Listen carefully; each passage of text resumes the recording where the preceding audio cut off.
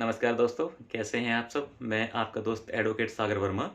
आज हम बात करने वाले हैं डोमेस्टिक वायलेंस के केस के बारे में।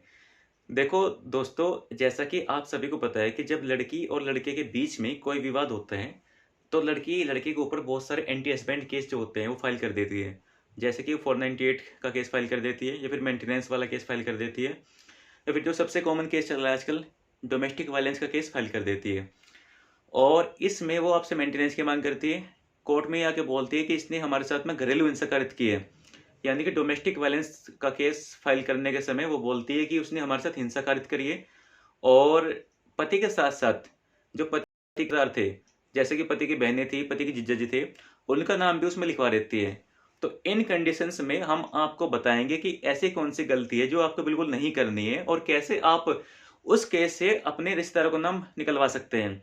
तो इसके बारे में आज हम बात करने वाले हैं। देखो मित्रों, जब डोमेस्टिक वायलेंस का केस फाइल किया जाता है तो लड़का थोड़ा तेवर में आ जाता है, और ऐसा भी पॉसिबल हो जाता है कभी कभी कि लड़का लड़की के पास फोन करके उसको धमकी देता है या फिर कोई ऐसा एक्ट करता है जो कि घरेलू हिंसा की श्रेणी में आता है।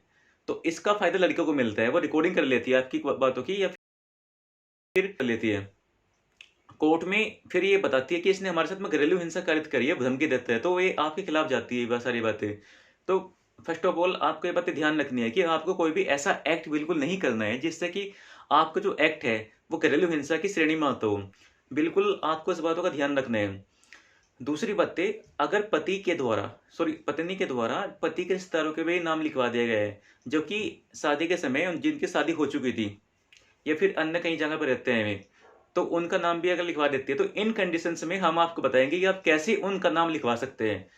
देखो मित्रों, इन कंडीशंस में आपको कोर्ट में 25(2) यानी 25 सब क्लोज 2 की एप्लीकेशन कोर्ट में लगानी है, जिसमें आपको कोर्ट में ये बताना पड़ेगा कि जो जिनका नाम लिखवाया गया है वे हमारे साथ निवास नहीं करते हैं, उनका पृथक निवास है और वे अलग रहते हैं।